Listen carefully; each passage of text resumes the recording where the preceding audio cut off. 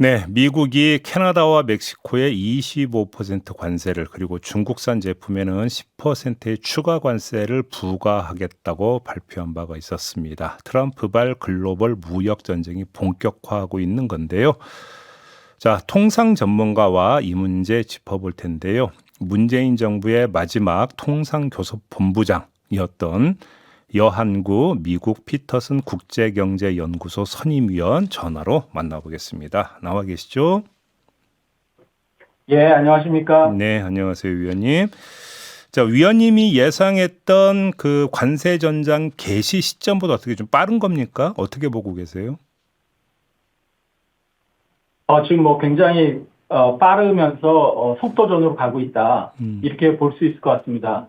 특히 이제 그 트럼프 대통령은 그 선거, 그 어떤 굉장히 그 큰 승리를 통해서 진짜 강한 맨데이트를 받았다고 생각을 하고, 네.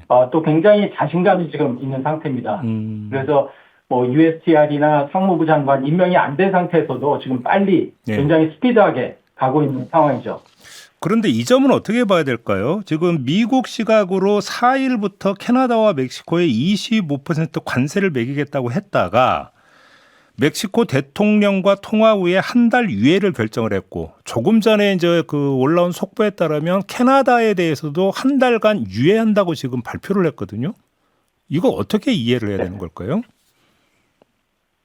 그러니까 이게 지금 우리가 일기 때 그 트럼프와 협상했던 그 모습에서 예. 이 완전히 터보 엔진을 달았다. 예. 이렇게 지금 말씀을 드릴 수가 있을 것 같습니다. 음. 이 보통 요새 이게 트럼프가 이때까지 뭐 그 트럼프 그 파나마 운하라든가 뭐 그린랜드 뭐 이런 거에도 이제 관세를 막 들이대면서 예. 소위 그 미치광이 협상 전략. 예. 그러니까 이제 그 마지막 순간까지 아주 맥시멈 프레셔를 압박을 하면서 이제 아주 마지막 순간에 이 그 가장 큰 양보를 얻어내는 네. 이런 식의 지금 협상을 하고 있거든요. 예. 그게 이제 요번에 아주 확연하게 드러났다라고 볼 수 있습니다. 그러면 지금 캐나다하고 멕시코는 일단 한 달 유예로 일단락이 됐는데 중국 같은 경우는 어떻게 전망을 하세요? 사실 중국은 굉장히 좀 더 복잡한 이슈고요. 네. 사실 제가 볼 때는 캐나다나 멕시코를 먼저 이렇게 타겟으로 했던 거는 네. 이게 사실 우방국한테 좀 더 어떤 협상의 지렛대, 레버리지가 있고 특히 중국 같은 경우는 워낙 거대하고 또 이게 뭐 우방국도 아니고 하다 보니까 굉장히 또 지난한 협상이 예상이 될 수 있거든요. 그러다 보니까 먼저 이렇게 상대적으로 쉬운 이 이웃 국가들을 상대로 해서 한번 이렇게 크게 쇼를 하면서 이 말 안 들으면 하여튼 뭐 최대한의 어떤 그 압박을 가할 거다라는 거를 이제 보여주면서 지금은 이제 서서히 중국으로 옮겨갈 것 같은데 네. 사실 캠페인 때는 60% 관세 부과하겠다라고 이제 협박을 했다가 네. 지금은 10%로 지금 시작을 하고 있거든요. 그렇죠.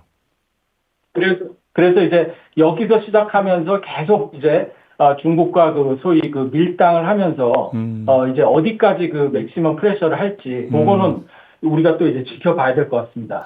EU에 대해서는 어떻게 나올 거라고 전망을 하세요?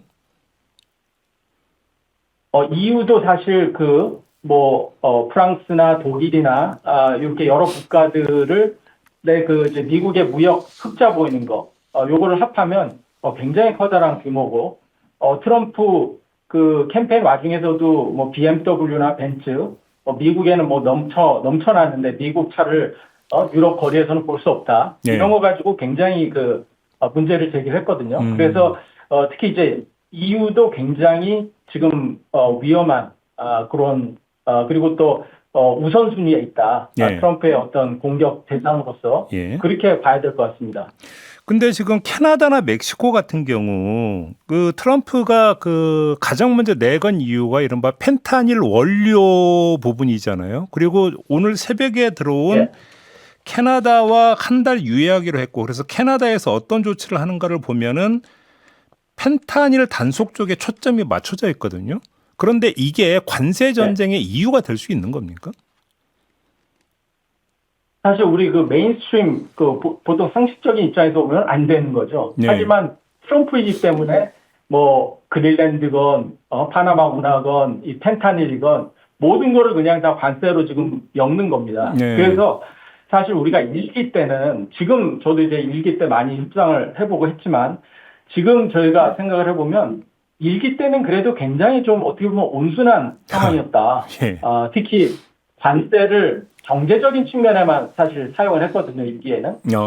뭐 철강이라든가 뭐 우리 세탁기라든가 네네. 사실 어떻게 보면 산업 보호를 위한 그런 아주 좁은 그런 범위에 국한해서 관세를 했다라 그러면 예. 지금은 뭐 지정학적인 어떤 우위라든가 저 영토 확대를 위한 그거든 뭐 펜타닐이든 예. 이 비경제적인 이쪽에도 이제 관세를 적극적으로 본격적으로 이제 활용을 한다라고 좀 봐야 되죠. 그러면 예를 들어서 그 우리나라 정부를 향해서 방위비 분담금 뭐 확 올려라 했는데 안 들으면 그러면 관세 확 올려버릴게 이런 식으로 나올 수 있다 이런 그 전망이네요.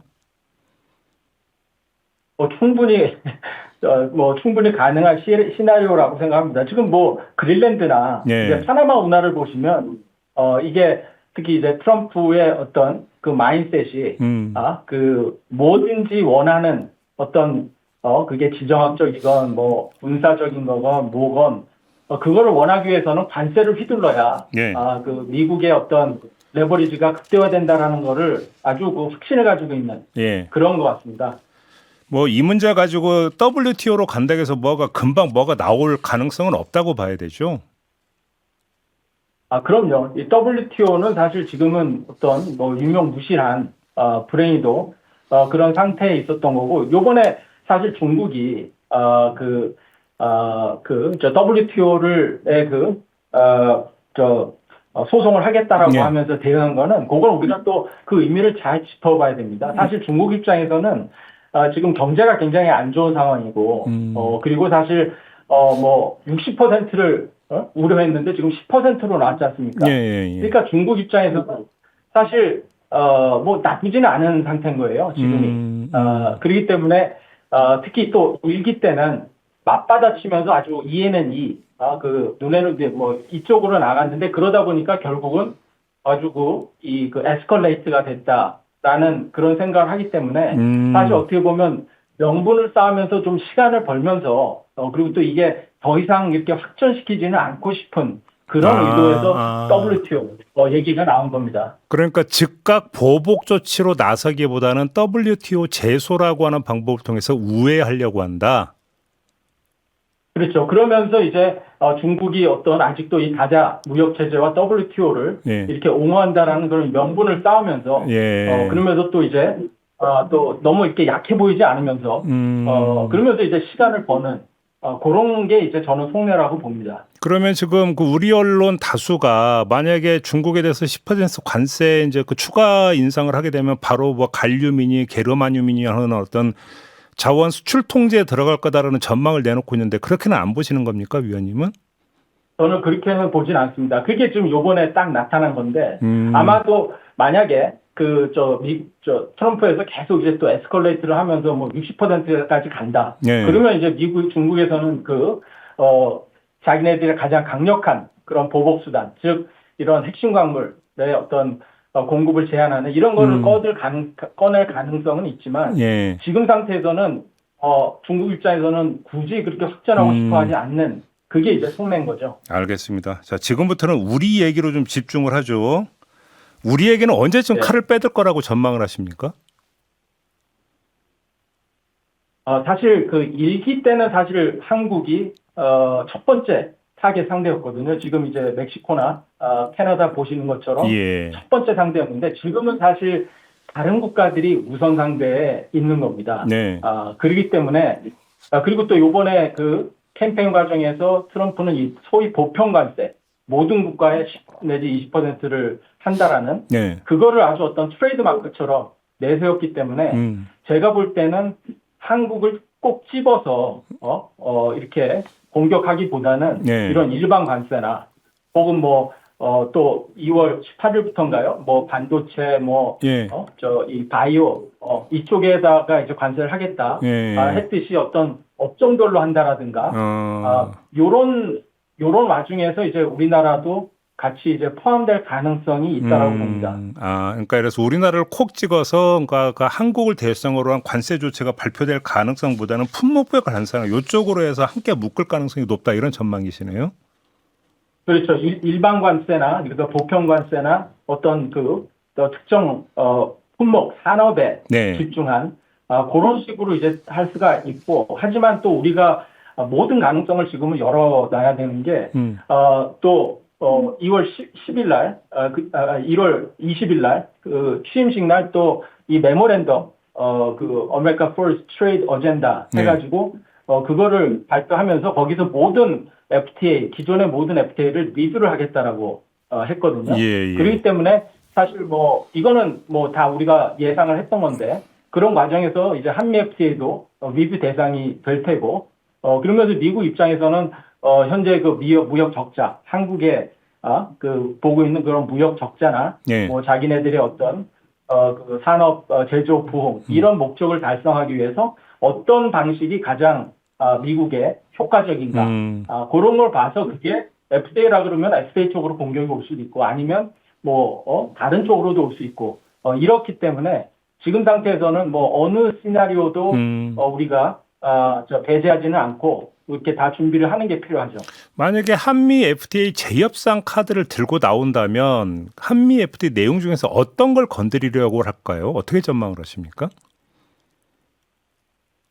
사실 뭐 한미 FTA 재협상 가능성에 대해서 또 많이들 우려를 하시는 언론이나 이런 데서 있는데 저는 전혀 그럴 필요가 없다라고 그 생각을 합니다. 왜냐하면은 지금 우리가 그 8년 전에 그 한미 FTA 그 개정 협상할 때는 그때 그 한미 FTA 발효된 이후에 한 5년밖에 안 됐던 시점이에요. 그래서 아직 관세가 무세화가 많이 안 돼 있었고 그래서 우리 입장에서는 또 혹시 추가로 우리 민감한 그런 품목을 더 시장을 개발하라고 하면 어떨까? 이런 우려가 많았었던 건데 지금은 13년째거든요. 그 이 발효 이후에 13년이 돼서 거의 모든 공산품은 뭐 거의 모든 그 제품이 지금 그 무관세로 이미 교역이 되고 있고 하기 때문에 지금 1년 전에 비해서 만약에 미국이 한미 협상을 하자고 하더라도 우리는 그냥 뭐 하면 되는 겁니다. 그리고 특히 뭐 그리고 특히 이제 rules of origin, 그러니까 그 원산지 규정이나, 이런 부분에서 사실 좀 많이, 그 업데이트 해야 될 부분이 있기는 하지만, 뭐 예를 들어서 또, e-commerce, 그 전자상거래도 우리가 뭐, 2007, 8년 그때 협상할 그때는 뭐 사실 뭐 우리 스마트폰도 제대로 활성화가 안 됐던 시점이기 때문에, 사실 그런 측면에서 이렇게 좀, 어떤 규정을 좀 업데이트 해야 될, 그럴 뭐 필요성이 있는 것도 사실입니다. 그래요? 자, 지금 우리 정부가 뭘 준비하고 있는지, 그리고 뭘 준비해야 되는지가 궁금한데요. 어떻게 파악하고 또 어떻게 보고 계십니까? 저는 뭐, 우리 뭐, 이 공무원들, 뭐, 통상교섭본부의 저 공무원들이나 또 여러 관계부처에서는 열심히 저는 준비를 할 거라고 생각을 하고 또 충분히 이제 이런 협상 경험도 많고 하기 때문에 충분히 저는 걱정하지 않아도 된다라고 저 생각을 하는데 근데 저는 요번에 캐나다 그 멕시코 협상 과정을 보면서 결국은 이게 트럼프 선에서 타결을 할 겁니다. 그렇죠. 이게 어떻게 보면 굉장히 쇼적인 측면이 많지 않습니까? 그러다 보니까 뭐 밑에 장관이나 밑에 선에서 어느 정도 다 합의가 되더라도 결국은 트럼프가 나서가지고 아주 마지막 순간에 아주 맥시멈 프레셔를 하면서 트럼프의 어떤 협상력으로 인해서 이게 타결이 됐다. 그래서 이제 미국의 마가 이거에 또 우리가 목표를 성취를 했다.